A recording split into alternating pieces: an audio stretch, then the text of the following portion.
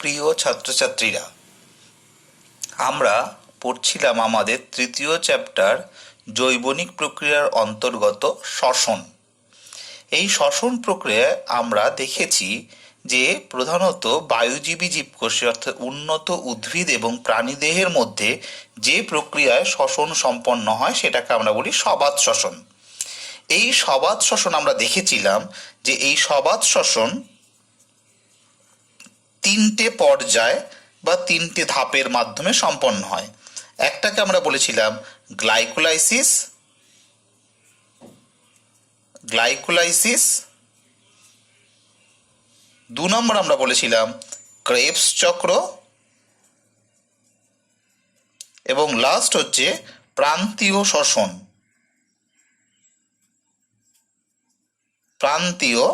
শ্বসন। এর মধ্যে আমরা গ্লাইকোলাইসিস প্রক্রিয়া আমরা আলোচনা করেছি, যেটা কোষের সাইটোপ্লাজমের মধ্যে সম্পন্ন হয়, যেখানে শ্বসন বস্তু গ্লুকোজ থেকে উৎপন্ন হয়। তাহলে এটা কোথায় সম্পন্ন হচ্ছে? এটা সম্পন্ন হয় সাইটোপ্লাজমের মধ্যে, যেখানে শ্বসন বস্তু গ্লুকোজ থেকে এক অণু গ্লুকোজ থেকে তৈরি হয় 2 অণু পাইরুভিক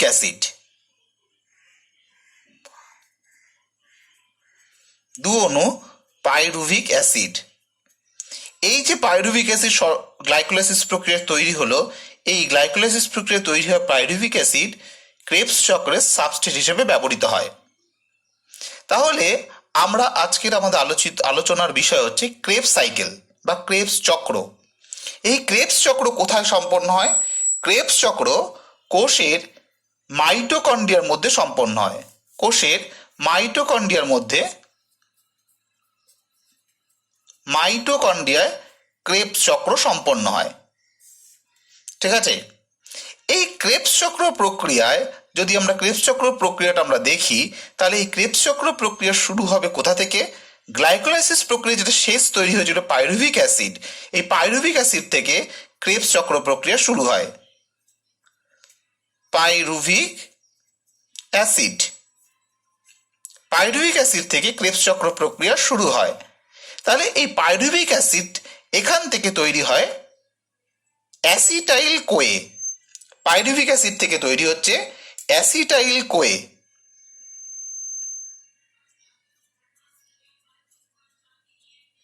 অ্যাসিটাইল কোএনজাইম এ। এখানে কি লাগে?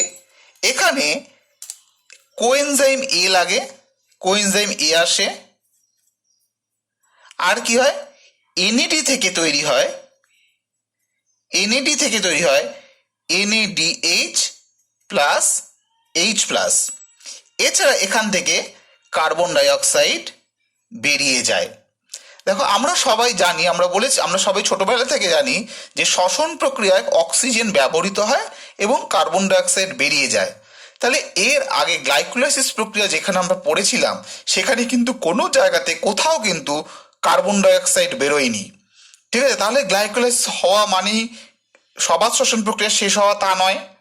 তাহলে আমরা দেখছি এই প্রক্রিয়ায়, ক্রেবস চক্র প্রক্রিয়ায় কার্বন ডাইঅক্সাইড বেরিয়ে যায় এবং এটা হচ্ছে একটা বিজারণ প্রক্রিয়া। দেখো, পাইরুভিক অ্যাসিড থেকে হাইড্রোজেনটা বেরিয়ে আসছে, বেরিয়ে এসে এনএডির সঙ্গে যুক্ত হয়ে তৈরি হচ্ছে NADH প্লাস H প্লাস। ঠিক আছে? তাহলে এখানে যে উৎসেচকটা ব্যবহৃত হয়, সেই উৎসেচকটার নাম হচ্ছে পাইরুভেট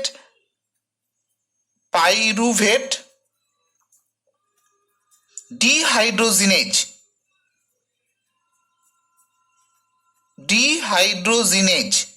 পাইরুভেট ডিহাইড্রোজিনেজ এই উৎসেচকের সাহায্যে অ্যাসিটাইল কোয়ে তৈরি হয়। এই অ্যাসিটাইল কোয়ে থেকে এবারে তৈরি হচ্ছে কি? অ্যাসিটাইল কোয়ে থেকে তৈরি হয় এখান থেকে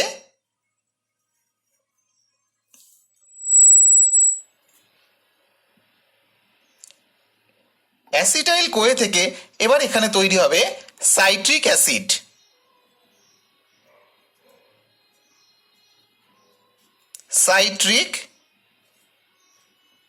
অ্যাসিড। এখানে কি হয়? যে উৎসেচকটা ব্যবহৃত হয়, উৎসেচকটার নাম হচ্ছে সাইট্রেট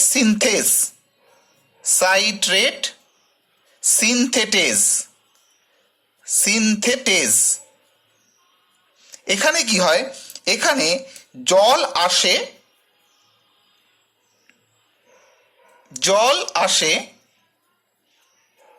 এবং কোএনজাইম এ যেটা লেগেছিল সেই কোএনজাইম এ আবার বেরিয়ে যায়। ঠিক আছে, তাহলে সাইট্রিক অ্যাসিড থেকে তৈরি হয়, cis aconitic acid. Cis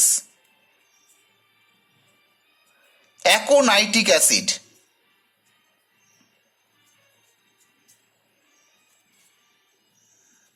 cis aconitic acid.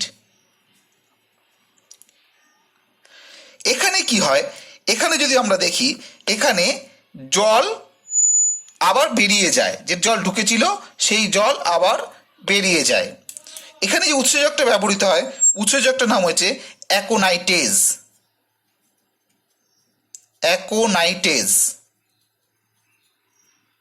বোঝা গেল? তাহলে সাইট্রিক অ্যাসিড থেকে তৈরি হয় cis aconitic acid. Cis aconitic acid থেকে তৈরি হয় আইসোসাইট্রিক অ্যাসিড।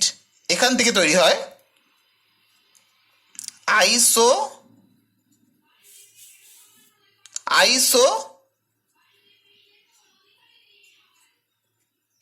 Isocitric acid. এখানে কি হয়, যে জল ঢোকে, উৎসেচকের নাম হচ্ছে সেই অ্যাকোনাইটেজ।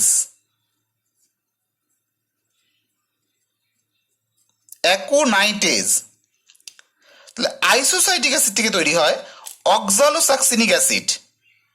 তাহলে হচ্ছে citric acid, cis aconitic acid, isocitric acid. Isocitric acid থেকে তৈরি হয় অক্সালোসাকসিনিক অ্যাসিড।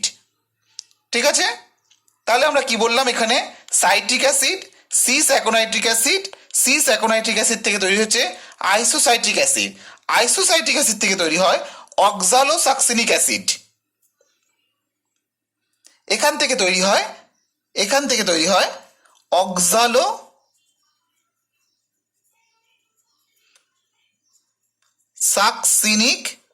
অক্সালোসাকসিনিক অ্যাসিড। এখানে কি হয়, এখানে এনএডি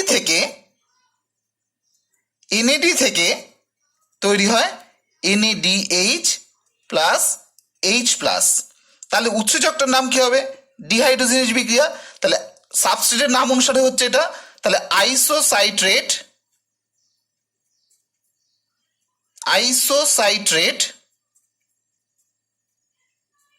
ডিহাইড্রোজিনেজ।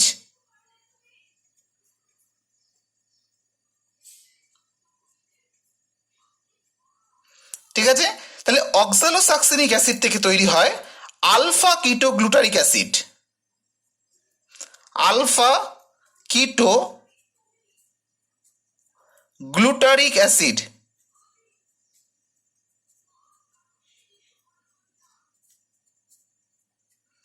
এখানে কি হয়, এখানে কার্বন ডাই অক্সাইড আবার বেরিয়ে যায়।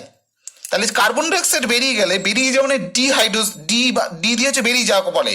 তাহলে এটা কি হবে, অক্সালোসাকসিনেট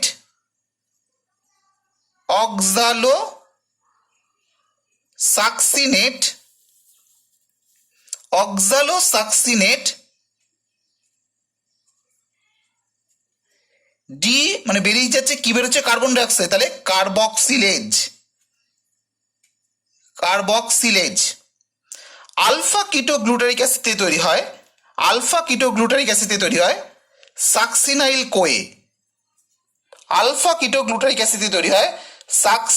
কোয়ে।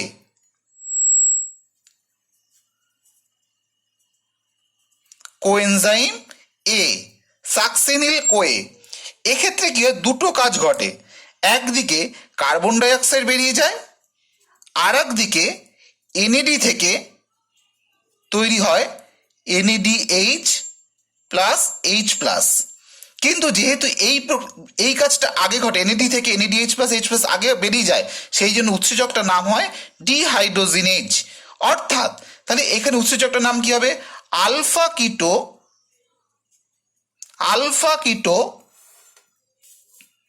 গ্লুটারেট ডিহাইড্রোজিনেজ, হাইড্রোজিনেজ। তাহলে কি তৈরি হলো? সাকসিনিল কোয়ে। সাকসিনিল কোয়ে থেকে তৈরি হয় সাকসিনিক অ্যাসিড। এখান থেকে তৈরি হয় সাকসিনিক, এখান থেকে তৈরি হচ্ছে সাকসিনিক, সাকসিনাইল কোয়ে থেকে তৈরি হয় সাকসিনিক অ্যাসিড। এখানে কি ঘটে? এখানে জিডিপির সঙ্গে পিআই যুক্ত হয়, যুক্ত হয়ে তৈরি হয় জিটিপি, এবং এখানে জল লাগে। ঠিক আছে? যে উৎসেচকটা ব্যবহৃত হয় তার নাম হচ্ছে সাকসিনিল থায়োকাইনেজ। দেখো তোমরা, সাকসিনিল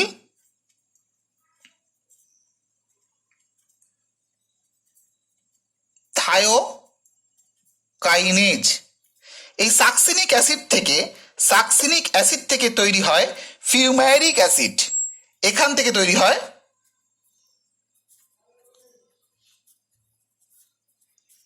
ফিউম্যারিক অ্যাসিড। এখানে কি হয়? এফএডি থেকে তৈরি হয়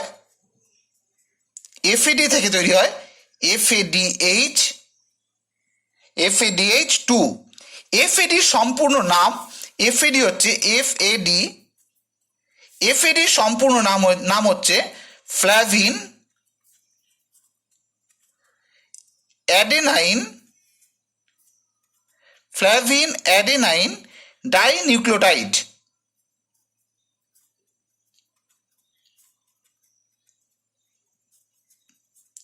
যেমন এনএডি তেমনই এফএডি। ঠিক আছে? Flavin adenine dinucleotide. তাহলে এফএডি থেকে তৈরি হয় FADH2। উৎসেচকটার নাম কি হবে? সাকসিনিল ডিহাইড্রোজিনেজ বা সাকসিনেট ডিহাইড্রোজিনেজ। সাকসিনেট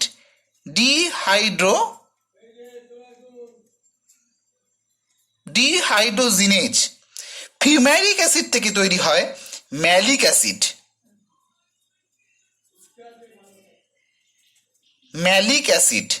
ফিউম্যারিক অ্যাসিড থেকে তৈরি হয় ম্যালিক অ্যাসিড। এখানে কি? এখানে জল লাগে। তাহলে উৎসেচকটার নাম কি হবে? ফিউম্যারেজ।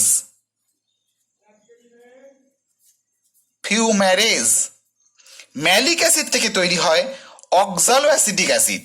ম্যালিক অ্যাসিড থেকে তৈরি হয় অক্সালো অ্যাসিটিক অ্যাসিড। অক্সালো অ্যাসিটিক অ্যাসিড, সংক্ষেপে আমরা বলি OAA, অক্সালো অ্যাসিটিক অ্যাসিড। এক্ষেত্রে কি হয়?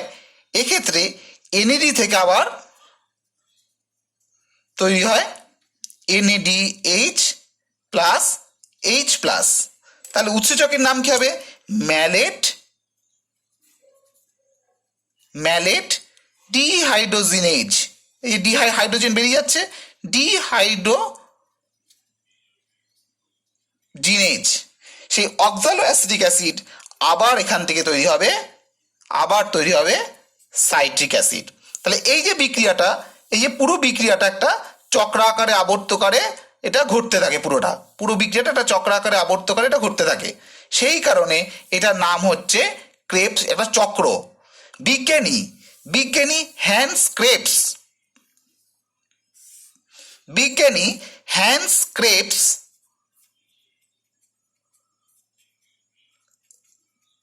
প্রথম এই চক্রটা আবিষ্কার করেছিল। সেই কারণে তার নাম অনুসারে এটাকে বলা হয় ক্রেবস চক্র। আমরা যদি এই ক্রেবস চক্র প্রক্রিয়াটা আমরা দেখি, তাহলে দেখা যায় যে এই ক্রেবস চক্র প্রক্রিয়ায় প্রথম উৎপন্ন স্থায়ী জৈব যৌগ সাইট্রিক অ্যাসিড। তাহলে ক্রেবস চক্রে প্রথম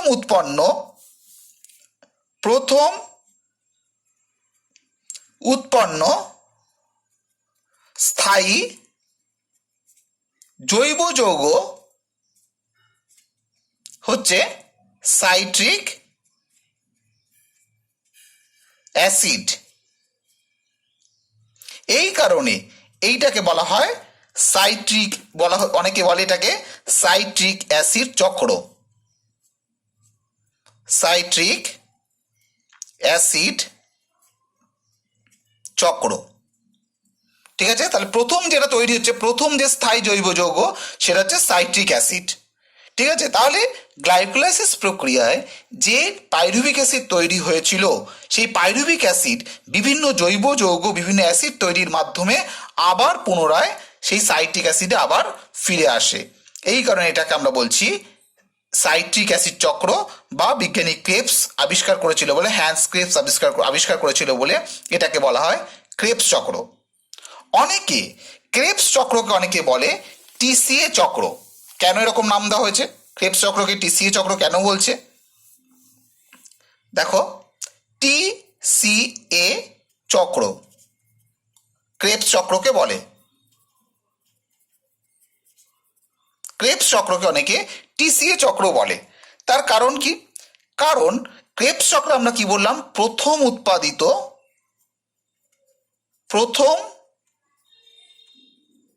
উৎপাদিত স্থায়ী জৈব যৌগ কোনটা? জৈব যৌগ সাইট্রিক অ্যাসিড। সাইট্রিক অ্যাসিড যার মধ্যে, যে সাইট্রিক অ্যাসিডের মধ্যে থাকে তিনটে কার্বক্সিল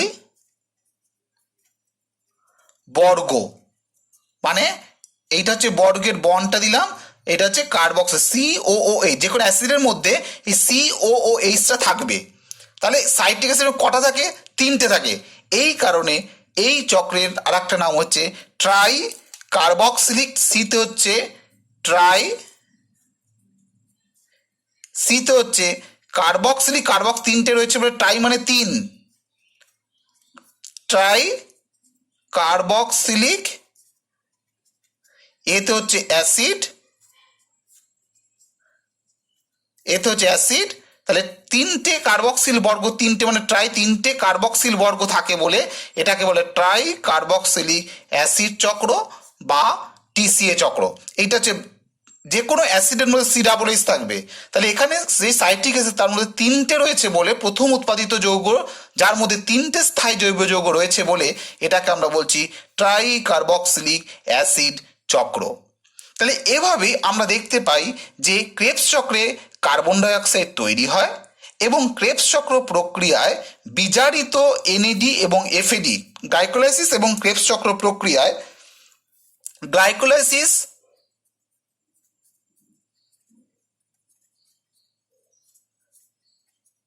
প্লাস ক্রেবস চক্র, এই দুটো প্রক্রিয়াতেই আমরা কি দেখলাম?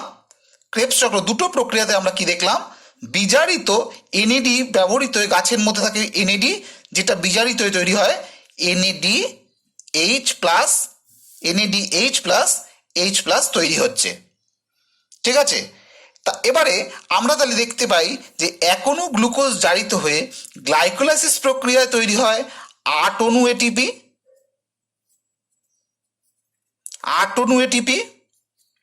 আর ক্রেবস চক্র প্রক্রিয়া তৈরি হয় 30 অণু ATP।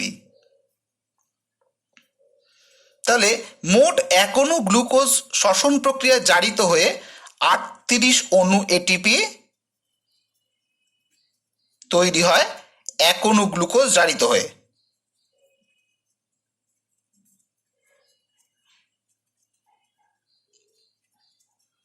এক অণু গ্লুকোজ জারিত হয়ে, এইটা হচ্ছে প্রচলিত মত। এটা হচ্ছে প্রচলিত মত। আধুনিক মত বলছে যে এক অণু গ্লুকোজ জারিত হয়ে গ্লাইকোলাইসিস প্রক্রিয়ায় 6 অণু ATP আর ক্রেবস চক্র প্রক্রিয়ায় 24 অণু ATP, মোট 30 অণু ATP তৈরি হয় এক অণু গ্লুকোজ জারিত হয়ে। তাহলে তোমরা যেটাই লেখো না কেন, 30 লেখো বা 38 লেখো, সেটা কোন মত অনুসারে, যদি প্রচলিত মত বলো তাহলে 38 এবং যদি আধুনিক এখনকার মত বলো তাহলে 30 অণু এটিপি এই প্রক্রিয়ার মাধ্যমে তৈরি হয়। বোঝা গেল? আচ্ছা, আমরা বলেছি যে সবাত শ্বসন 3টে পর্যায়ে ঘটে, গ্লাইকোলাইসিস, ক্রেবস চক্র এবং প্রান্তীয় শ্বসন। তাহলে আমরা গ্লাইকোলাইসিস এবং ক্রেবস চক্র আমাদের আলোচনা করা হলো। তাহলে থাকলো কি, দেখো আমরা বলেছি শ্বসন প্রক্রিয়ার মাধ্যমে অক্সিজেন লাগে। তোমরা যদি গ্লাইকোলাইসিস এবং ক্রেবস চক্র প্রক্রিয়া পদ্ধতিগুলো ভালো করে দেখো তাহলে দেখতে পাবে কোনো জায়গাতেই এখন অবধি অক্সিজেন লাগেনি। কার্বন ডাইঅক্সাইড বেরিয়েছে, শ্বসন প্রক্রিয়া আমরা জানি এটিপি তৈরি হয়, শক্তি তৈরি হয়, সেই শক্তি নির্গত হয়েছে, এই যে শক্তি নির্গত হয়েছে। কার্বন ডাইঅক্সাইড এখান থেকে আমরা যদি দেখি, ক্রেবস চক্র প্রক্রিয়া দেখি, তাহলে দেখব এখানে বিভিন্ন জায়গায় এই যে কার্বন ডাইঅক্সাইড বেরিয়েছে, এখানে কার্বন ডাইঅক্সাইড বেরিয়েছে, এই যে কার্বন ডাইঅক্সাইড দেখো তোমরা, এই যে কার্বন ডাইঅক্সাইড বেরিয়েছে, এই যে এখানে কার্বন ডাইঅক্সাইড বেরিয়েছে বিভিন্ন জায়গায়। কিন্তু কোনো জায়গাতে গ্লাইকোলাইসিস বা ক্রেবস চক্র কোনো জায়গাতে কোনো অক্সিজেন লাগেনি। তাহলে অক্সিজেনটা কোথায় লাগবে? প্রান্তীয় শ্বসন। যেহেতু একদম শেষে গিয়ে লাগছে বলে অক্সিজেন, এই কারণে এর নাম হচ্ছে প্রান্তীয় শ্বসন। তাহলে পদ্ধতি সি হচ্ছে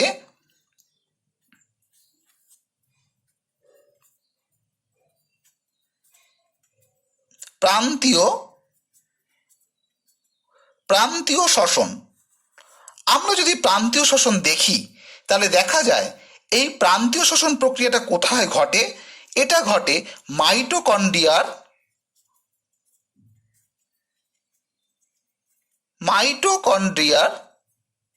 অন্তঃপর্দায়। দুটো পর্দা থাকে, বাইরের পর্দাটাকে আমরা বলি মাইটোকন্ড্রিয়ার বহিঃপর্দা, ভিতরের পর্দাটাকে আমরা বলি অন্তঃপর্দা। সেই মাইটোকন্ড্রিয়া শুধু বললে কিন্তু হবে না, মাইটোকন্ড্রিয়ার অন্তঃপর্দার মধ্যে ঘটে প্রান্তীয় শ্বসন প্রক্রিয়া। আমরা গ্লাইকোলাইসিস এবং ক্রেবস চক্র প্রক্রিয়া আমরা দেখতে পেয়েছি যে বিভিন্ন বিজারিত, এই প্রক্রিয়ার মাধ্যমে আমরা দেখতে পেয়েছি বিভিন্ন বিজারিত NADH এবং NADH+H+ এবং FADH2 শ্বসন প্রক্রিয়া FADH2 তৈরি হয়েছে। তাহলে এই যে বিজারণ প্রক্রিয়া, গ্লাইকোলাইসিস এবং ক্রেবস চক্র প্রক্রিয়ায় বিভিন্ন বিজারণ প্রক্রিয়া ঘটেছে, এই বিজারণ প্রক্রিয়া কিন্তু অক্সিজেন গ্রহণের মাধ্যমে ঘটেনি। এটা কি ঘটেছে? এটা হাইড্রোজেন অপসারণের মাধ্যমে ঘটেছে। হাইড্রোজেন অপসারণের মাধ্যমে এই বিজারণ প্রক্রিয়াটা ঘটেছে। এই যে হাইড্রোজেন অপসারিত হয়েছে এবং NADর সঙ্গে যুক্ত হয়ে NADH+H+ বা FADর সঙ্গে যুক্ত FADH2 তৈরি হয়েছে। এই হাইড্রোজেন অপসারিত হয়ে এই হাইড্রোজেন ভেঙে গেছে, ভেঙে গিয়ে তৈরি করেছে প্রোটন এবং ইলেকট্রন। এই প্রোটন এবং ইলেকট্রন এরা কি করলো?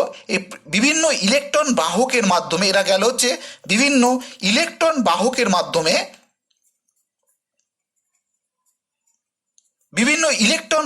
মাধ্যমে বাহিত হলো।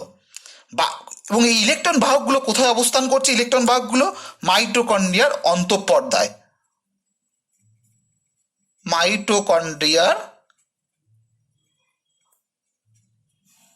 অন্তঃপর্দায়।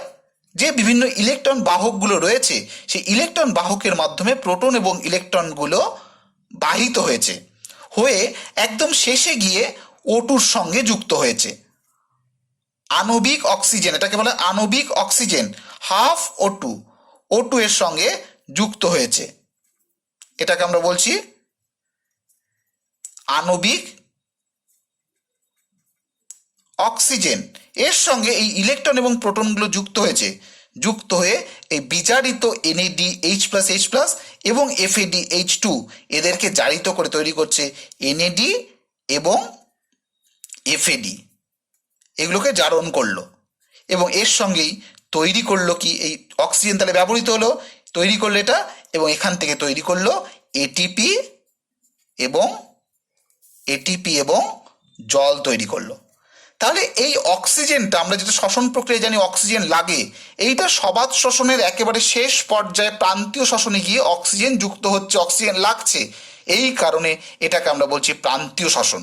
তাহলে এই প্রান্তীয় শ্বসন প্রক্রিয়ায় যে গাছের মধ্যে থাকা যে এনএডি, এই এনএডি এবং এফএডি, এইটা যদি গ্লাইকোলাইসিস এবং ক্রেবস চক্র প্রক্রিয়ায় অনবরত ব্যবহৃত হতে থাকতো, তাহলে এমন একটা সময় আসতো যখন এগুলো পরিবেশ থেকে ফুরিয়ে যেত, গাছের মধ্যে থেকে ফুরিয়ে যেত, গাছ এগুলো আর পেত না।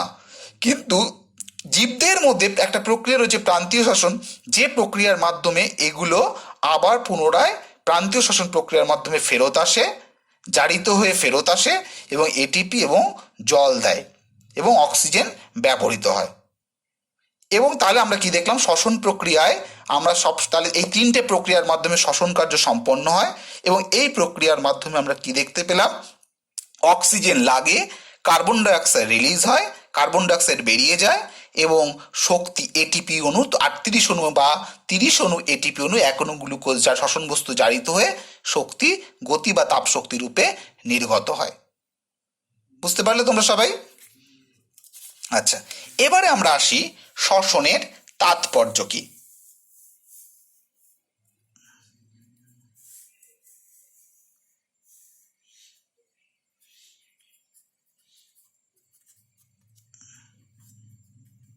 কেন জীব দেহে, উদ্ভিদ এবং প্রাণী সবার দেহের মধ্যে দিনরাত শ্বসন প্রক্রিয়া চলছে? তাহলে শ্বসনের তাৎপর্য যদি আমরা দেখি তাহলে দেখা যায় যে 1 নাম্বার হচ্ছে শ্বসন প্রক্রিয়া, আমরা প্রথম থেকে বলে এসেছি শ্বসন প্রক্রিয়া জীবের দেহের তার প্রধান কারণ হচ্ছে শক্তির মুক্তি ঘটা।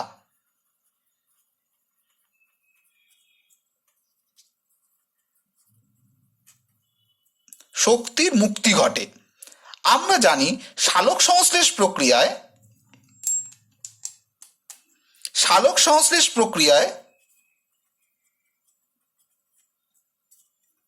উদ্ভিদ খাদ্যের মধ্যে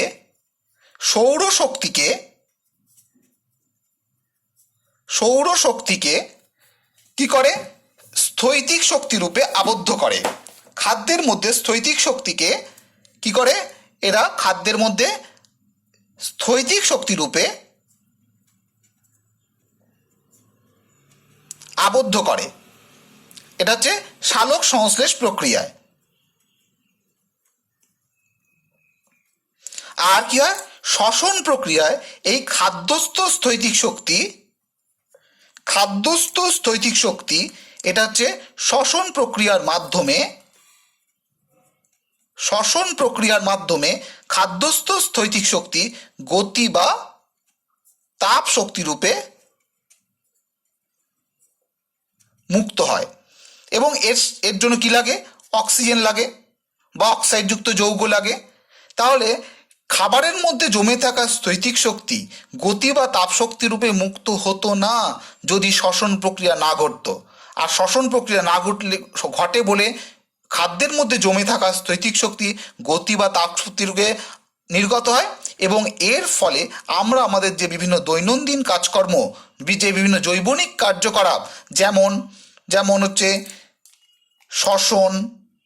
শ্বসনের ফলে যেটা তৈরি হচ্ছে, যেমন হচ্ছে বৃদ্ধি, পুষ্টি, রেচন, চলন, গমন প্রভৃতি কাজকর্ম করবার জন্য যে শক্তি, সেই শক্তি আমরা পেয়ে থাকি।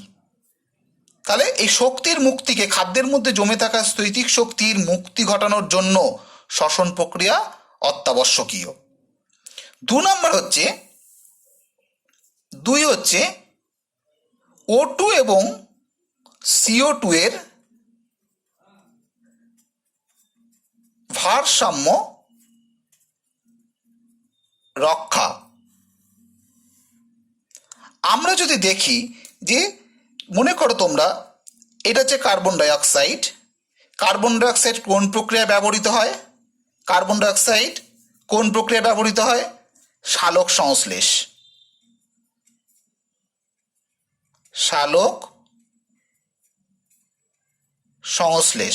তাহলে সালোক সংশ্লেষ প্রক্রিয়ায় কি নির্গত হয়? অক্সিজেন। এই অক্সিজেন কোন প্রক্রিয়ায় ব্যবহৃত হয়? শ্বসন প্রক্রিয়া কি নির্গত হয়? Carbon dioxide. এই প্রক্রিয়াটা আমাদের এই পরিবেশে অনবরত ঘটে থাকছে। যে সালোক সংশ্লেষ প্রক্রিয়ায় সবুজ উদ্ভিদ পরিবেশ থেকে কার্বন ডাইঅক্সাইড গ্রহণ করে। তাহলে সবুজ উদ্ভিদ পরিবেশ থেকে কার্বন ডাইঅক্সাইড গ্রহণ করলে সালোক সংশ্লেষ প্রক্রিয়ায়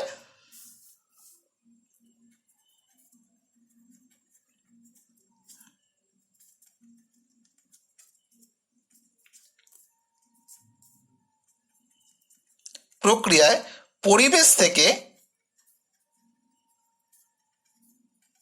CO2 গ্রহণ করে। আর পরিবেশে কি ছাড়ে? পরিবেশে O2 ছাড়ে, O2 বর্জন করে। এর ফলে পরিবেশে CO2 এর পরিমাণ হ্রাস পায়, তাই তো? তাহলে CO2 এর পরিমাণ যখন হ্রাস পায় তখনই ঘটে শ্বসন কার্য, তখনই শ্বসন প্রক্রিয়া ঘটে। শ্বসনের ফলে পরিবেশে CO2 আসে এবং পরিবেশে CO2 আসবে এবং পরিবেশ থেকে O2 হ্রাস পাবে। তাহলে এই প্রক্রিয়া শ্বসন এবং সালোক সংশ্লেষ, এই প্রক্রিয়া চক্রাকারে আবর্তিত হতে থাকে বলে জীবের দেহ একবার শ্বসন সালোক সংশ্লেষ এবার ঘটতে থাকে বলে আমাদের পরিবেশে O2 এবং CO2 এর যে একটা স্বাভাবিক পরিমাণ তার সাম্যতা বজায় থাকে। আমাদের পরিবেশে O2 পরিমাণ 20.60% এবং CO2 এর পরিমাণ 0.03%। তাহলে এই পরিমাণ কখনোই গাছ সালোক সংশ্লেষ প্রক্রিয়ার জন্য এত পরিমাণ কার্বন ডাইঅক্সাইড নিচ্ছে, তাও কেন এর পরিমাণ 0.03% মোটামুটি স্বাভাবিক থাকে, কারণ শ্বসন প্রক্রিয়ার মাধ্যমে আবার সেই কার্বন ডাইঅক্সাইড আমাদের পরিবেশে ফিরে আসে। এইভাবে শ্বসন এবং সালোক সংশ্লেষ প্রক্রিয়ার মাধ্যমে আমাদের পরিবেশে O2 এবং CO2 এর ভারসাম্য বজায় থাকে। তাহলে তোমরা এই শ্বসন পদ্ধতি অর্থাৎ গ্লাইকোলাইসিস পদ্ধতি এবং তারপরে আমরা পড়ালাম ক্রেবস চক্র এবং প্রান্তীয় শ্বসন, এই পদ্ধতিটা ভালো করে পদ্ধতিগুলো পড়বে, পদ্ধতিগুলো পরীক্ষা আসে। এবং লাস্ট হচ্ছে কেন জীবের দেহে, উদ্ভিদের দেহ শ্বসনের সালোক সংশ্লেষ যেমন শুধুমাত্র উদ্ভিদের দেহে ঘটে, এটা যেন আমাদের গুলিয়ে না যায়। শ্বসন প্রক্রিয়া উদ্ভিদ এবং প্রাণী অর্থাৎ সমস্ত জীব দেহের মধ্যেই শ্বসন প্রক্রিয়া সম্পন্ন হয়, যে প্রক্রিয়ার মাধ্যমে O2 গৃহীত হয়, কার্বন ডাইঅক্সাইড বর্জিত হয় এবং ATP শক্তি রূপে ATP আসে, যার সাহায্যে আমরা আমাদের দৈনন্দিন বিভিন্ন কাজকর্মগুলো করতে পারি। বুঝতে পারলে তোমরা সবাই?